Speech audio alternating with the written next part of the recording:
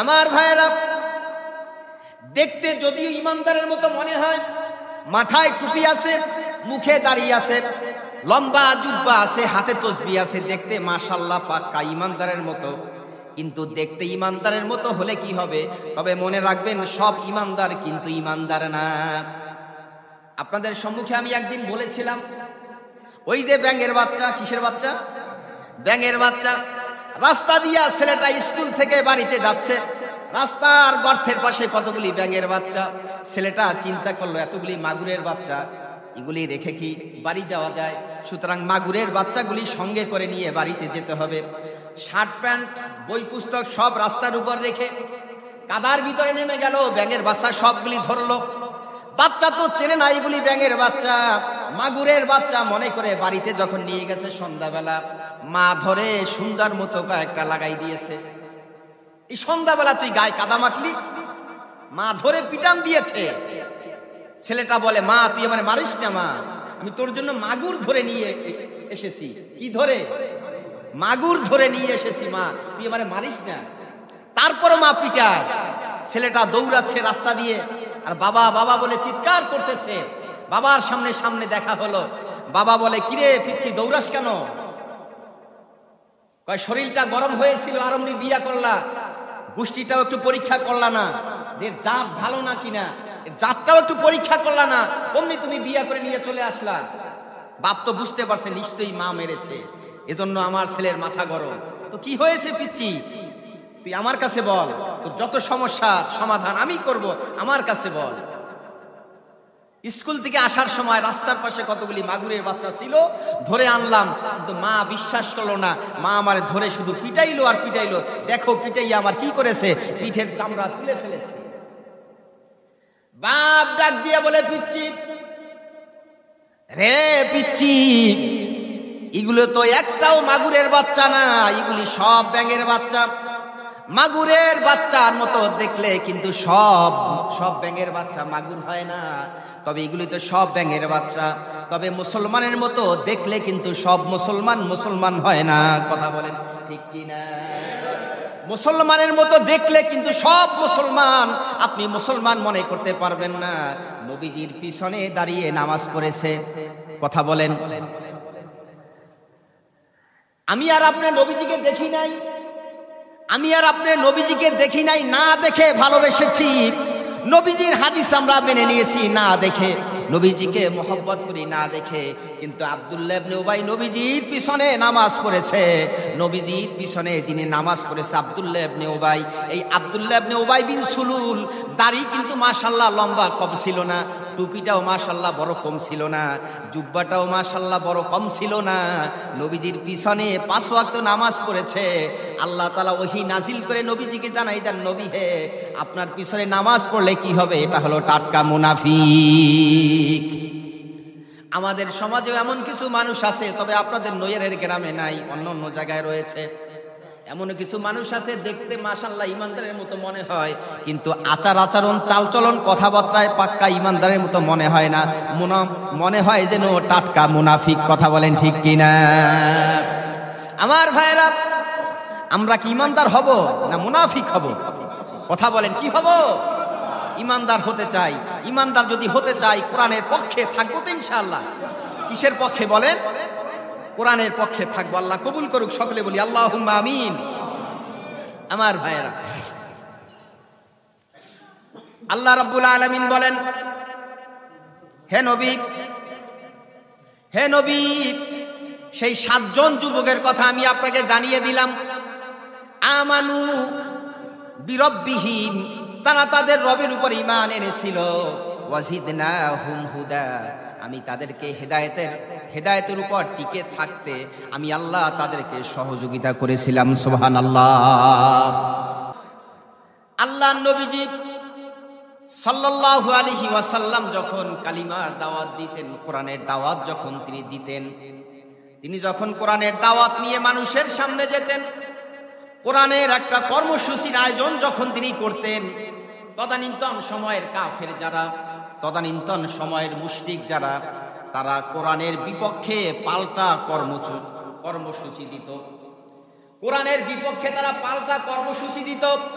যাতে করে নবীজির জবান থেকে কালামুল্লাহ কোরআনুল কারীম শুনতে যাতে করে মানুষ না যায়, নবীজির জবান থেকে কোরআন যাতে করে মানুষ শুনতে না পারে, ওই কোরআনের অনুষ্ঠানে যাতে করে মানুষ না যায়, এজন্য তারা পাল্টা কর্মসূচির আয়োজন করত এবং বিশৃঙ্খলা করার চেষ্টা করত।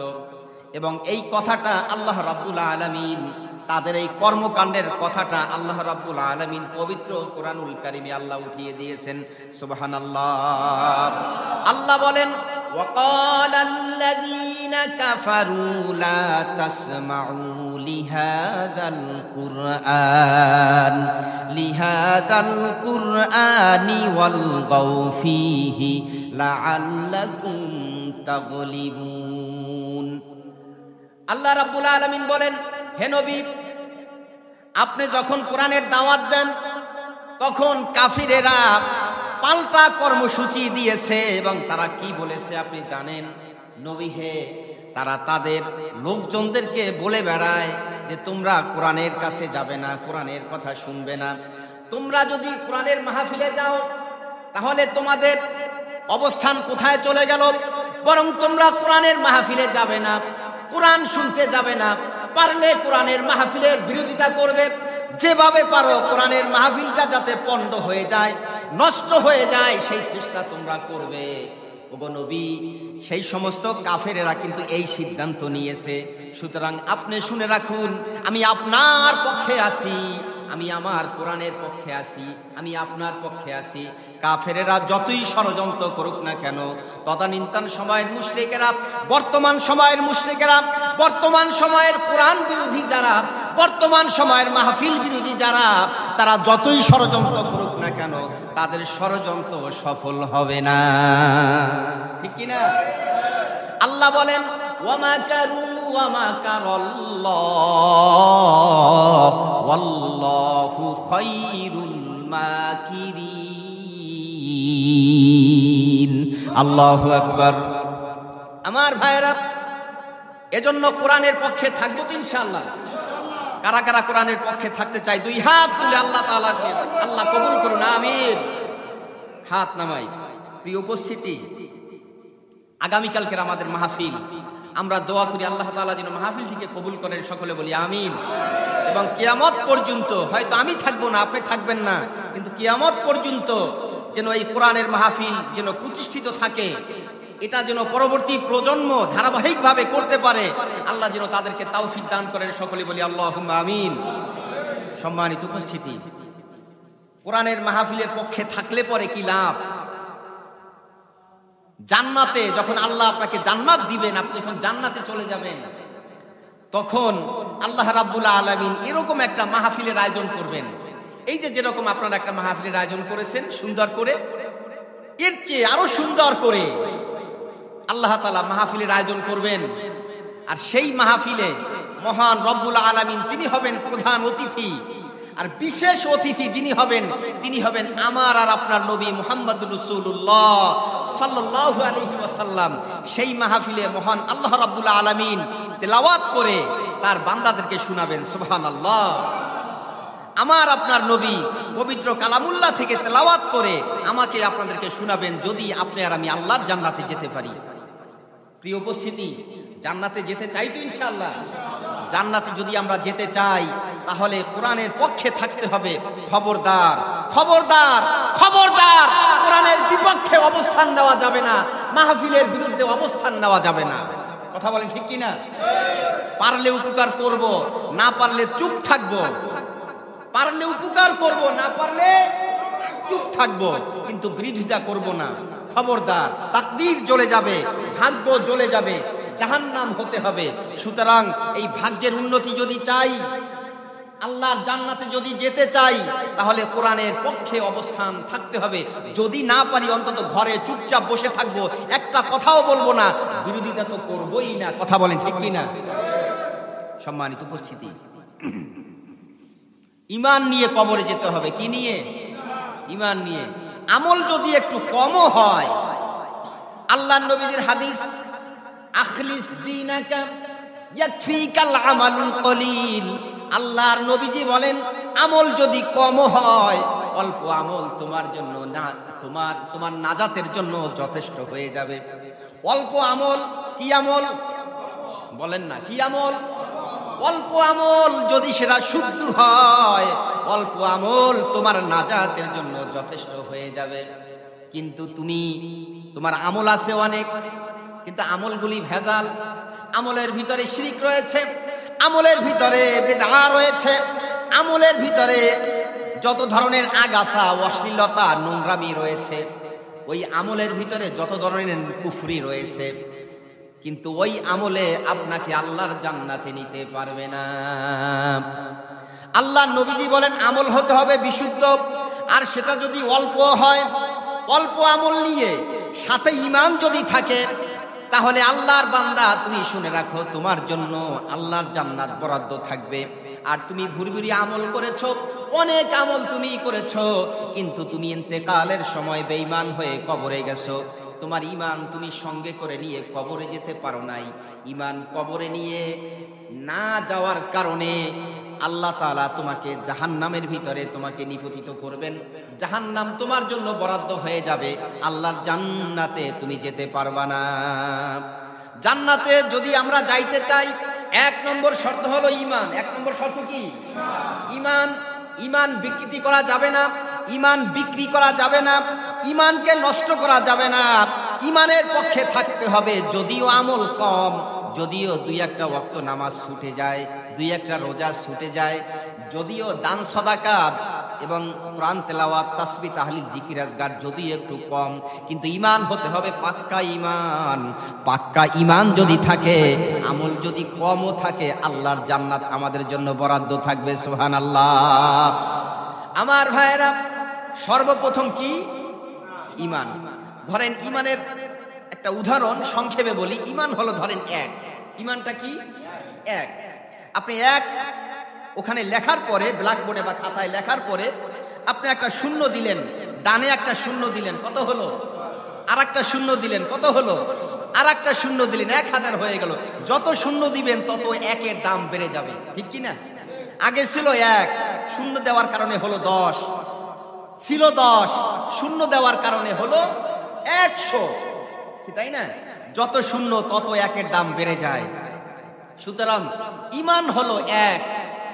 আর যত আমল করি, কোরআন তেলাওয়াত, তাসবিহ তাহলিল জিকির আজকার, দান সাদাকা, নামাজ রোজা হজ যাকাত, যত ধরনের ভালো ভালো কাজ, আপনার রাস্তাঘাট উন্নয়নমূলক কাজ, আমরা যত ভালো কাজ করি, এগুলি সব শূন্যের মতো। ঈমান আছে, শূন্য দিলেন, এরপরে একের দাম বেড়ে গেল, আপনাকে জান্নাতে যাওয়ার জন্য রাস্তা সহজ হয়ে গেল। সুবহানাল্লাহ। আর ঈমান নাই, কি নাই? ধরেন এক নাই, শূন্য, যত শূন্য দেন, খাতা ভরে আপনি শূন্য লিখলেন, বলেন কোনো দাম আছে? কোনো দাম আছে? কোনো দাম নাই। এজন্য আগে হলো ঈমান। আগে কি? ঈমান। ঈমানকে ঠিক রাখতে হবে। আল্লাহ রাব্বুল আলামিন এই ঈমানেরই পরীক্ষা নেবেন। কিসের পরীক্ষা? বিচারের ময়দানে আল্লাহ দেখবেন না মাথায় পাগড়ি আছে কিনা, আল্লাহ দেখবেন না লম্বা জুব্বা ছিল কিনা, আল্লাহ দেখবেন না যে কত ইবাদত করেছে, আল্লাহ সেটা দেখবে না। আল্লাহ সর্বপ্রথম বান্দার যেটা দেখবেন সেটা হলো বান্দার ঈমান। বান্দার ঈমান ঠিক আছে কিনা, বান্দার ঈমানের পরীক্ষা নেবেন। কিসের পরীক্ষা? ঈমানের পরীক্ষা। ঈমানের পরীক্ষায় যদি বান্দা উত্তীর্ণ হতে পারে, বান্দার ভাগ্য খুলে যাবে। আর ঈমানের পরীক্ষায় বান্দা যদি অকৃতজ্ঞ হয়, যদি বান্দা ফেল করে যায়, ঈমানের পরীক্ষায় যদি বান্দা উত্তীর্ণ হতে না পারে, বান্দার জন্য জাহান্নাম ছাড়া কোনো উপায় নাই। আমার ভাইয়েরা, আমরা এখানে যারা উপস্থিত হয়েছি সবাই ঈমানদার তো? ইনশাআল্লাহ ঈমানদার তো? দুই হাত তুলে আল্লাহকে দেখাই, কারা কারা ঈমানদার? মনে রাখবেন, হাত হাত কেউ নামায়েন না।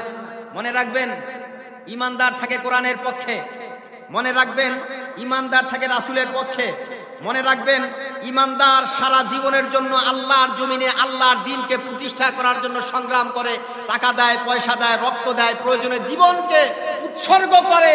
কিন্তু ঈমানদার কখনো মানব রচিত সংবিধানের পক্ষে কথা বলতে পারে না, কাজ করতে পারে না, সময় দিতে পারে না, টাকা পয়সা দিতে পারে না। কথা বলেন ঠিক কিনা? এবার বলেন, আমরা এখানে সবাই ঈমানদার তো?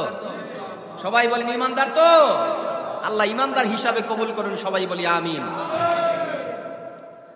আউযু বিল্লাহি মিনাশ শাইতানির রাজীম। বিসমিল্লাহির রহমানির রহিম। নাহনু নাকুসসু আলাইকা নাবাআহুম বিল হক ইন্নাহুম ফিতয়াতুন আমানু বিরাব্বিহিম ওয়াজিদনাহুম হুদা ওয়ারাবাতনা আলা কুলুবিহিম ইয কামু ফাকালু রব্বুনা রব্বুস সামাওয়াতি ওয়াল আরদি লান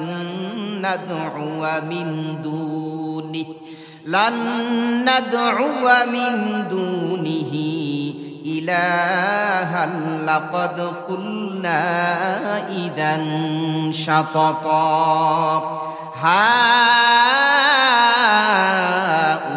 হাউলাই কওমুন আত্তাখাযু মিন দুনিহি আলিহাতান লাউলা ইয়াতুনা আলাইহিম বিসুলতানিন বাইয়িন ফামান আযলামু মিম্মান ইফতারা আলাল্লাহি কাযিবা। আল্লাহু আকবার। জবান খুলে সকলে বলেন আল্লাহু আকবার। আমার ভাইরা, আল্লাহর নবীজির কাছে তদানীন্তন সময়ের কাফেরেরা প্রশ্ন করেছে, হে নবী, আপনি যদি সত্য নবী হয়ে থাকেন, আপনি সত্য নবী, আমরা আপনাকে মেনে নিতে পারি শর্তে আপনি যদি এই প্রশ্নের জবাব দিতে পারেন। পূর্বের জামানায় কিছু যুবক ছিল,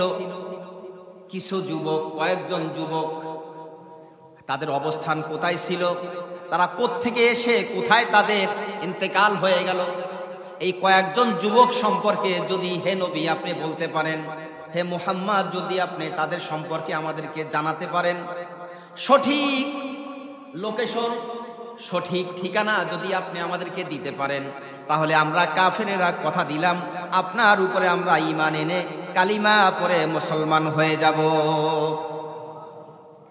আল্লাহর নবীজি তিনি তার নিজের মন মতো, নিজের ইচ্ছা মতো তিনি কোনো কথা বলতেন না। তিনি আল্লাহ পাকের ওহীর আশায় অপেক্ষায় থাকতেন। জিবরাইল আলাইহিস সালাতু ওয়াস সালাম আসলেন, আল্লাহ নবীজির উপরে ওহী নাজিল করে দিলেন। স্বয়ং আল্লাহ রাব্বুল আলামিন জিবরাইল আলাইহিস সালাতু ওয়াস সালামের মাধ্যমে, ওহীর মাধ্যমে আল্লাহর নবীজিকে আল্লাহ তাআলা জানিয়ে দিলেন, হে নবী, আপনি কাফেরদের প্রশ্নের জবাবে আপনি তাদেরকে বলে দেন, নাহনু নাকুসসু আলাইকা নাবাআহুম বিল হক ইন্নাহুম ফিতয়াতুন আমানু বিরাব্বিহিম ওয়াজিদনাহুম হুদা। আল্লাহ রাব্বুল আলামিন বলেন, হে নবী, আমি আপনার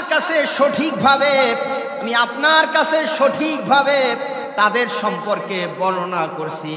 নিশ্চয়ই তারা ছিল কয়েকজন যুবক। ইন্নাহুম ফিতয়াতুন, তারা ছিল কয়েকজন যুবক। আমানু বিরাব্বিহিম, তারা তাদের রবের উপরে ঈমান এনেছিল। ওয়াজিদনাহুম হুদা, আমি আল্লাহ তাদেরকে হেদায়েতের উপরে থাকার জন্য, ঈমানের উপরে প্রতিষ্ঠিত থাকার জন্য আমি আল্লাহ তাদেরকে তৌফিক দান করেছিলাম। সুবহানাল্লাহ।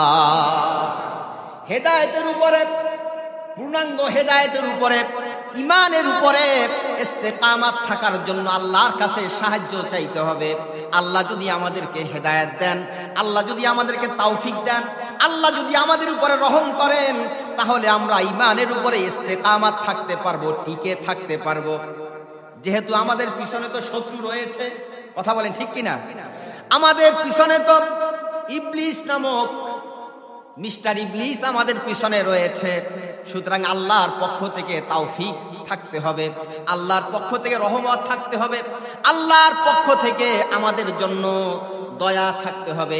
তিনি যদি আমাদের উপরে দয়া করেন তাহলে আমরা ঈমানের উপরে ইস্তেকামাত থাকতে পারবো, হেদায়েতের উপরে আমরা টিকে থাকতে পারবো। কথা বলেন ঠিক কিনা? আমার ভাইয়েরা, ঈমানের উপরে ইস্তেকামাত থাকতে হবে। মুসলমান হিসাবে মুসলমানের মতো কাজ করতে হবে। ঈমান বিক্রি করা যাবে না। মুসলমান তার ঈমান রক্ষার জন্য প্রয়োজনে জীবন দিতে পারে, প্রয়োজনে ঘর ছাড়তে পারে, প্রয়োজনে সন্তান সন্ততি ছেড়ে দিতে পারে, প্রয়োজনে জায়গা জমি ঘর বাড়ি ব্যাংক ব্যালেন্স টাকা পয়সা জীবন যৌবন সব উৎসর্গ করতে পারে, সব দিতে পারে, কিন্তু মুসলমান ঈমান দিতে পারে না। কথা বলেন ঠিক কিনা? আমার ভাইয়েরা, দেখতে যদিও ঈমানদারের মতো মনে হয়, মাথায় টুপি আছে, মুখে দাঁড়িয়ে আছে, লম্বা জুব্বা আছে, হাতে তসবিহ আছে, দেখতে মাশাআল্লাহ পাক্কা ঈমানদারের মতো, কিন্তু দেখতে ঈমানদারের মতো হলে কি হবে? তবে মনে রাখবেন সব ঈমানদার কিন্তু ঈমানদার না। আপনাদের সম্মুখে আমি একদিন বলেছিলাম, ওই যে ব্যাঙের বাচ্চা, কিসের বাচ্চা? ব্যাঙের বাচ্চা। রাস্তা দিয়া ছেলেটা স্কুল থেকে বাড়িতে যাচ্ছে, রাস্তার গর্তের পাশে কতগুলি ব্যাঙের বাচ্চা। ছেলেটা চিন্তা করলো এতগুলি মাগুরের বাচ্চা, এগুলি রেখে কি বাড়ি যাওয়া যায়? সুতরাং মাগুরের বাচ্চাগুলি সঙ্গে করে নিয়ে বাড়িতে যেতে হবে। শার্ট প্যান্ট বই পুস্তক সব রাস্তার উপর রেখে কাদার ভিতরে নেমে গেল, ব্যাঙের বাচ্চা সবগুলি ধরলো। বাচ্চা তো চেনে না এগুলি ব্যাঙের বাচ্চা, মাগুরের বাচ্চা মনে করে বাড়িতে যখন নিয়ে গেছে সন্ধ্যাবেলা, মা ধরে সুন্দর মতো কয়েকটা লাগাই দিয়েছে। এই সন্ধ্যাবেলা তুই গায়ে কাদা মাখলি? মা ধরে পিটান দিয়েছে। ছেলেটা বলে, মা তুই আমার মারিস না, মা আমি তোর জন্য মাগুর ধরে নিয়ে এসেছি। কি ধরে? মাগুর ধরে নিয়ে এসেছি, মা তুই আমার মারিস না। তারপরও মা পিটায়। ছেলেটা দৌড়াচ্ছে রাস্তা দিয়ে, আর বাবা বাবা বলে চিৎকার করতেছে। বাবার সামনে সামনে দেখা হলো। বাবা বলে, কিরে পিচ্ছি দৌড়াস কেন? কয় শরীরটা গরম হয়েছিল, আর অমনি বিয়া করলা, গোষ্ঠীটাও একটু পরীক্ষা করলা না, যে জাত ভালো না কিনা, জাতটাও একটু পরীক্ষা করলা না, অমনি তুমি বিয়া করে নিয়ে চলে আসলা। বাপ তো বুঝতে পারছে নিশ্চয়ই মা মেরেছে, এজন্য আমার ছেলের মাথা গরম। তো কি হয়েছে পিচ্ছি, তুই আমার কাছে বল, তোর যত সমস্যার সমাধান আমি করব, আমার কাছে বল। স্কুল থেকে আসার সময় রাস্তার পাশে কতগুলি মাগুরের বাচ্চা ছিল, ধরে আনলাম, কিন্তু মা বিশ্বাস করলো না। মা আমার ধরে শুধু পিটাইলো আর পিটাইলো। দেখো পিটাইয়া আমার কি করেছে, পিঠের চামড়া তুলে ফেলেছে। বাপ ডাক দিয়ে বলে, পিচ্ছি রে পিচ্ছি, এগুলো তো একটাও মাগুরের বাচ্চা না, এগুলি সব ব্যাঙের বাচ্চা। মাগুরের বাচ্চার মতো দেখলে কিন্তু সব ব্যাঙের বাচ্চা মাগুর হয় না, তবে এগুলি তো সব ব্যাঙের বাচ্চা। তবে মুসলমানের মতো দেখলে কিন্তু সব মুসলমান হয় না। কথা বলেন ঠিক কিনা? মুসলমানের মতো দেখলে কিন্তু সব মুসলমান আপনি মুসলমান মনে করতে পারবেন না। নবীজির পিছনে দাঁড়িয়ে নামাজ পড়েছে। কথা বলেন। আমি আর আপনি নবীজিকে দেখি নাই, আমি আর আপনি নবীজিকে দেখি নাই, না দেখে ভালোবেসেছি। নবীজির হাদিস আমরা মেনে নিয়েছি না দেখে, নবীজিকে মহব্বত করি না দেখে। কিন্তু আব্দুল্লাহ ইবনে উবাই নবীজির পিছনে নামাজ পড়েছে। নবীজির পিছনে যিনি নামাজ পড়েছে আব্দুল্লাহ ইবনে উবাই, এই আব্দুল্লাহ ইবনে উবাই বিন সুলুল, দাড়ি কিন্তু মাশাআল্লাহ লম্বা কম ছিল না, টুপিটাও মাশাআল্লাহ বড় কম ছিল না, জুব্বাটাও মাশাআল্লাহ বড় কম ছিল না। নবীজির পিছনে 5 ওয়াক্ত নামাজ পড়েছে। আল্লাহ তাআলা ওহী নাজিল করে নবীজিকে জানাই দেন, নবী হে আপনার পিছনে নামাজ পড়লে কি হবে? এটা হলো টাটকা মুনাফিক। আমাদের সমাজেও এমন কিছু মানুষ আছে, তবে আপনাদের নৈয়ারের গ্রামে নাই, অন্য অন্য জায়গায় রয়েছে। এমন কিছু মানুষ আছে দেখতে মাশাআল্লাহ ইমানদারের মতো মনে হয়, কিন্তু আচার আচরণ চালচলন কথাবার্তায় পাক্কা ইমানদারের মতো মনে হয় না, মনে হয় যেন টাটকা মুনাফিক। কথা বলেন ঠিক কিনা? আমার ভাইরা, আমরা কি ইমানদার হব না মুনাফিক হব? কথা বলেন, কি হব? ইমানদার হতে চাই। ইমানদার যদি হতে চাই কোরআনের পক্ষে থাকবো তো ইনশাআল্লাহ। কিসের পক্ষে বলেন? কোরআনের পক্ষে থাকবো। আল্লাহ কবুল করুক, সকলে বলি আল্লাহুম্মা আমিন। আমার ভাইয়েরা, আল্লাহ রাব্বুল আলামিন বলেন, হে নবী সেই 7 জন যুবকের কথা আমি আপনাকে জানিয়ে দিলাম। আমানু বিরব্বিহিম, তারা তাদের রবের উপর ঈমান এনেছিল। ওয়াজিদনাহুম হুদা, আমি তাদেরকে হেদায়েতের উপর টিকে থাকতে আমি আল্লাহ তাদেরকে সহযোগিতা করেছিলাম। সুবহানাল্লাহ। তদানীন্তন সময়ের জালিম সরকার, স্বৈরাচার সরকার, তদানীন্তন সময়ের দাকিয়ানুস, এই দাকিয়ানুস মূর্তি পূজক ছিল, অগ্নি পূজক, মূর্তি পূজক। স্বৈরাচার মূর্তি পূজক, খালি মূর্তি বানায় গ্রামে গ্রামে, শহরে শহরে, বন্দরে বন্দরে, 3 রাস্তা 4 রাস্তার মুখে গোল করে ব্যারিকেড দিয়ে উঁচু করে মূর্তি একটা বানায়। এরকম স্বৈরাচার সরকার আমাদের দেশে তো নাই, আছে নাকি? জনগণ, পাবলিক 16 টাকা দিয়ে ডিম কিনে খায়, একটা ডিম 16 টাকা। আর স্বৈরাচার 300 কোটি টাকা দিয়ে বাপের মূর্তির মোড়ল বানায়। এই স্বৈরাচার হাজার হাজার কোটি টাকা পাচার করে বাংলাদেশটাকে ফকির বানিয়ে দিয়েছে, বাংলাদেশটাকে ফোকলা বানিয়ে দিয়েছে। এখন ব্যাংকে গেলে আর টাকা নাই, টাকা দেয় না। স্বৈরাচার যদি জনগণের উপরে চেপে বসে তাহলে যা হবার তাই হয়। তদানীন্তন সময়ে স্বৈরাচার শাসক দাকিয়ানুস, একটু বলেন কার কথা বলতেছি? দাকিয়ানুস, স্বৈরাচার, মূর্তি পূজক। তো এই 7 জন যুবক, এদের সম্পর্কে খবর পেল যে এই 7 জন যুবক আমাকে তারা মানতে চায় না, বরং তারা যেন কোন রবকে স্বীকার করে নিয়েছে, কোন রবের ইবাদত যেন করে। এরকম গোয়েন্দা সংস্থা একটা রিপোর্ট দাকিয়ানুসের কাছে নিয়ে দিল। তো তদানীন্তন সময়ের গোয়েন্দা সংস্থার লোকেরা সেই 7 জন যুবককে গ্রেফতার করলো। গ্রেফতার করে যখন দাকিয়ানুসের সামনে হাজির করলো, এবার দাকিয়ানুস তাদেরকে বলতেছে, এই যুবক, তোমরা কার উপর ঈমান এনেছ? সুতরাং তোমরা আমার উপর ঈমান আনবে, এবং আমি যে সমস্ত মূর্তি বানিয়েছি, আমরা যে সমস্ত মূর্তির পায়ে সেজদা দেই, পূজা করি, বরং তোমরা এদের সেজদা করবে, তোমরা এদের পায়ে সেজদা দিবে। তোমরা আবার কোন রবের উপর ঈমান এনেছো? সে আবার কে? কি তার পরিচয়?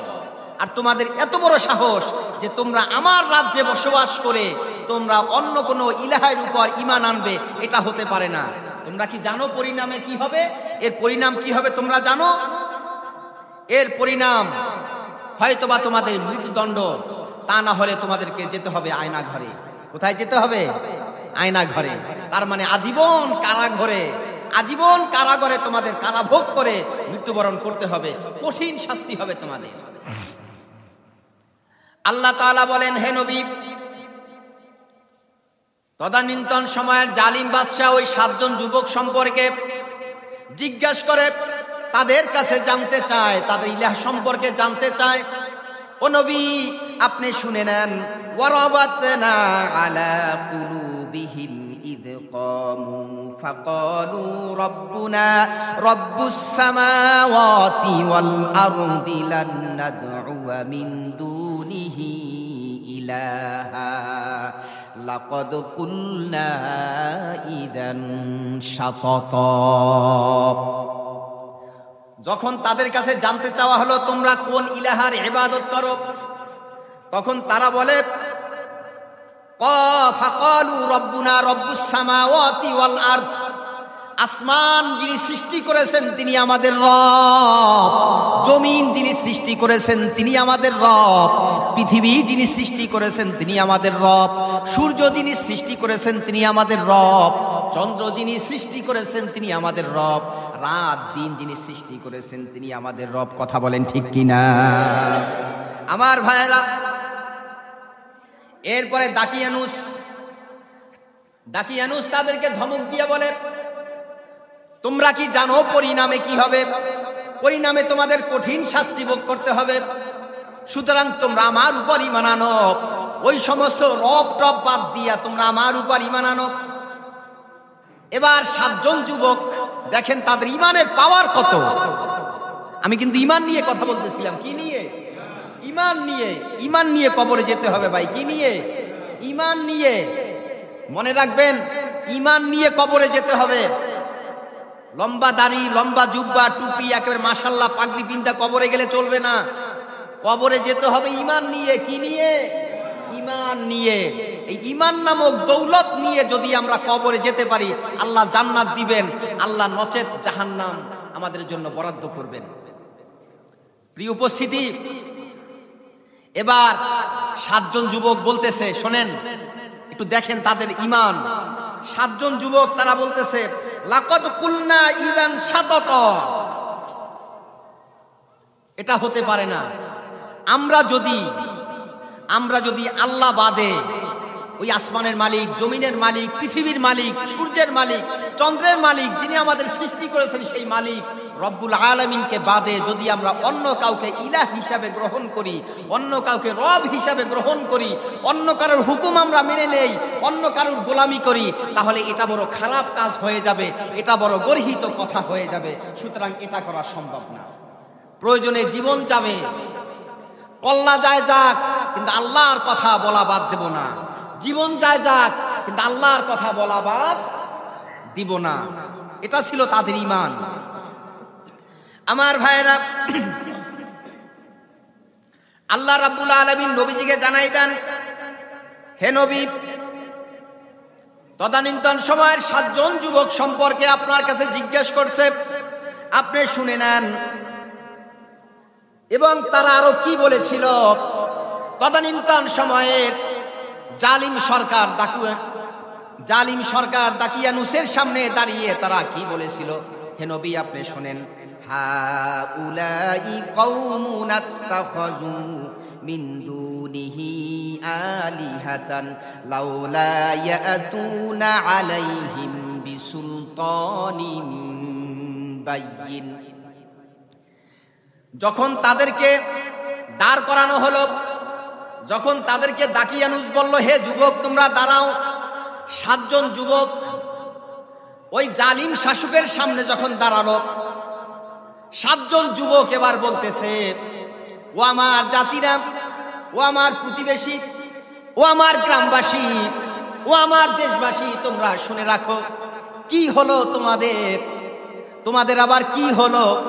তোমরা সেই রবকে বাদ দিয়া তোমরা গাছের পূজা করো, মাছের পূজা করো, চন্দ্রের পূজা করো, আগুনের পূজা করো, তোমরা মূর্তির পূজা করো। তোমাদের কি হলো? তোমরা একটা গাছ দেখলে তাকে সিজদা করো, বড় একটা মাছ দেখলে তোমরা তাকে সিজদা করো, চন্দ্রের পূজা করো, সূর্যের পূজা করো, আগুনের পূজা করো। কি হলো তোমাদের? যদি তোমাদের কাছে যদি তোমরা এই যে পূজা করো, তোমাদের এই পূজার সপক্ষে যদি তোমাদের সুস্পষ্ট কোনো দলিল থাকে, তাহলে সে দলিল তোমরা পেশ করো। তারা ধমক দিয়ে দাকিয়ানুসকে বলতে চায় যে এই যে জাতিরা, তারা যে মূর্তি পূজা করতেছে, তারা যে গাছকে পূজা করে, মাছকে পূজা করে, তারা যত শিরক করতেছে, এই শিরক সম্পর্কে যদি তাদের কাছে যদি কোনো দলিল থাকে, সুস্পষ্ট প্রমাণ থাকে, তাহলে প্রমাণ তারা পেশ করে না কেন? বিসুলতানিন বাইয়িন, যদি তাদের কাছে যদি সুস্পষ্ট দলিল থাকে, তাহলে এই দলিল তারা পেশ করে না কেন? পেশ করুক।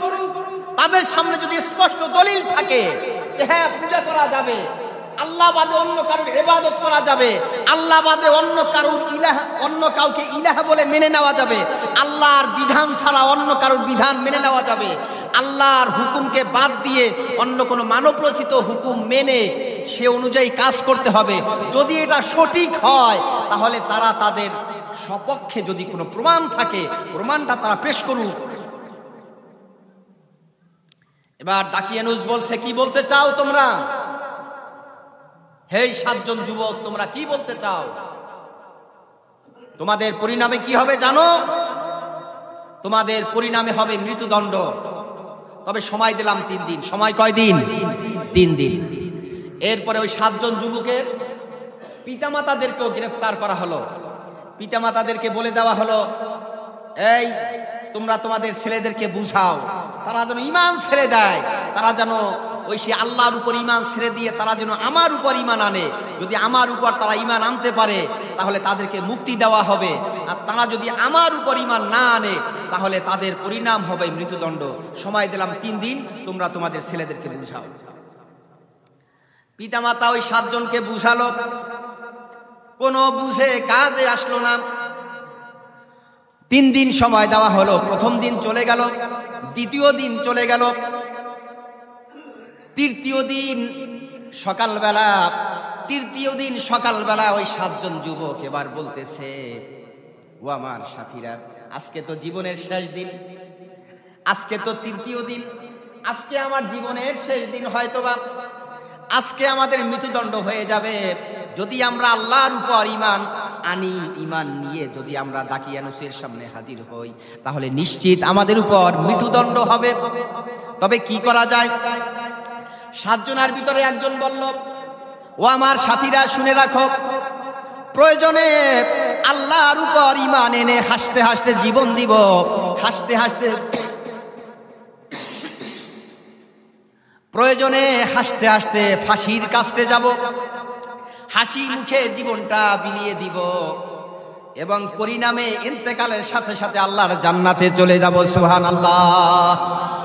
আর যদি তা না হয়, এই জালিম সরকার দাকিয়ানুসের সামনে আত্মসমর্পণ করা যাবে না, প্রয়োজনে শাহাদাত বরণ করব, তা না হলে আমাদেরকে আত্মগোপনে চলে যেতে হবে। আমাদের সামনে রাস্তা হলো 2টা। কয়টা? 2টা। একটা হলো আত্মগোপন, আর একটা হলো শাহাদাতের জীবন। আমরা যদি শাহাদাতের জীবন বেছে নেই, তাহলে হাসতে হাসতে আল্লাহর জান্নাতে চলে যাব। আর যদি আমরা আত্মগোপনে চলে যাই, তাহলে আমরা বেঁচে যাব। এবার কি করবা? দেখো, তোমরা সবাই মিলে, আমরা 7 জন মিলে একটা পরামর্শ করি। পরামর্শ করলে যেটা ভালো হয় সেটাই করব। আমার ভাইয়েরা, একটা কথা মনে রাখবেন, মুসলমানের জন্ম যেহেতু হয়েছে, মৃত্যু আমাদের আছে অবধারিত। কথা বলেন ঠিক কিনা? জন্ম যেহেতু হয়েছে, মরে আমাদের যেতে হবে। মৃত্যু আমাদের অনিবার্য। দিন রাত, সূর্য চন্দ্র যেমন সত্য, মৃত্যু আমাদের জন্য ঠিক তেমন সত্য। সুতরাং মরতে যদি হয়, মুসলমানের জন্য উচিত শাহাদাতের মৃত্যু কামনা করা। কিসের মৃত্যু? শাহাদাতের মৃত্যু কামনা করা। দীর্ঘ বাংলাদেশের মাটিতে 50টি বছর কোরআনুল কারীমের খেদমত করেছেন। কোরআনের তাফসীর জনপদে গিয়ে গিয়ে, মানুষের দ্বারে দ্বারে গিয়ে কোরআনের তাফসীর পৌঁছে দিয়েছেন মরহুম শহীদ আল্লামা দেলোয়ার হোসাইন সাঈদী। তিনি শাহাদাতের মৃত্যু কামনা করেছিলেন। আল্লাহর কাছে প্রতি মোনাজাতে, প্রতি দোয়ায় তিনি আল্লাহর কাছে চাইতেন, আল্লাহ, আমি দেলোয়ার সাঈদীকে তুমি শাহাদাতের মৌত দাও। আল্লাহ তার দোয়া কবুল করেছেন। জেলখানার মধ্যে জালিম সরকার বিষ প্রয়োগে আল্লামা সাঈদীকে নির্মমভাবে হত্যা করেছে, নির্মমভাবে শহীদ করে দিয়েছে। আল্লাহ তার শাহাদাতকে কবুল করেছেন। বলেন আল্লাহুম্মা আমিন। আল্লাহ তাআলা যেন মরহুম আল্লামা শহীদ দেলোয়ার হোসেন সাঈদীকে আল্লাহ তাআলা জান্নাতের উচ্চ মাকাম দান করুক। সকলে বলি আমিন। আমার ভাইয়েরা, শাহাদাতের মৌত আমাদের কামনা করা উচিত। আল্লাহ নবীজির কাছে একজন সাহাবী আসলেন, শরীরে অনেক জ্বর, প্রচন্ড জ্বর। যুদ্ধের জন্য দামামা বেজে উঠল। সাহাবী বললেন, ইয়া রাসূলুল্লাহি, আমার শরীরে অনেক জ্বর, দেখেন আমি দাঁড়াতে পারছি না, থর থর থর থর করে আমি কাঁপতেছি। ইয়া রাসূলুল্লাহ, তারপরেও আমি যুদ্ধে যেতে চাই। ইয়া রাসূলুল্লাহ, আপনি আমাকে যুদ্ধের ময়দানে যাওয়ার জন্য পারমিশন দেন। আল্লাহর নবীজি বললেন, রে সাহাবী, তুমি অসুস্থ মানুষ, তোমাকে যুদ্ধের ময়দানে তোমাকে যেতে হবে না। রে সাহাবী, তুমি বাড়িতে চলে যাও, তুমি বিশ্রাম করো। আল্লাহর নবীজির সাহাবী বললেন, ইয়া রাসূলুল্লাহি, আমি যুদ্ধের ময়দানে যুদ্ধ করে আল্লাহর জমিনে আল্লাহর দ্বীনকে প্রতিষ্ঠা করার জন্য, আল্লাহর জন্য আমি আমার জীবনটাকে হাসতে হাসতে দিতে চাই। আমি শাহাদাতের মৌত কামনা করি। ইয়া রাসূলুল্লাহি, আপনি আমাকে অনুমতি দেন, আমি যেন যুদ্ধের ময়দানে যেতে পারি। আল্লাহর নবীজি বললেন, সাহাবীরে, তোমাকে যুদ্ধের ময়দানে যেতে হবে না। একটা গাছের বাকল আনা হলো, আল্লাহর নবীজি সাহাবীর হাতে বেঁধে দিলেন। আল্লাহর নবীজি বললেন, সাহাবী রে, তোমার হাতে গাছের বাকল বেঁধে দিলাম। রে সাহাবী, তুমি এবার ঘরে গিয়ে বিশ্রাম করো, তোমার যদি মৃত্যু ঘরের মধ্যেও হয়ে যায়, তাহলে আল্লাহ তাআলা তোমাকে শাহাদাতের মউত নসিব করবেন। সুবহানাল্লাহ। আমার ভাইরা, মুসলমান হিসাবে আমাদের উচিত শাহাদাতের মউত কামনা করা, এবং আমরা যেন জীবনটাকে উৎসর্গ করতে পারি আল্লাহর জন্য। লিল্লাহে তাকবীর, লিল্লাহে তাকবীর। আল্লাহ আমাদের সকলকে কবুল করুন। সকলে বলে আল্লাহুম্মা আমিন। ওয়া আখিরু দাওয়ানা আনিল হামদুলিল্লাহি রাব্বিল আলামিন। আসসালামু আলাইকুম ওয়া রাহমাতুল্লাহি ওয়া বারাকাতুহু।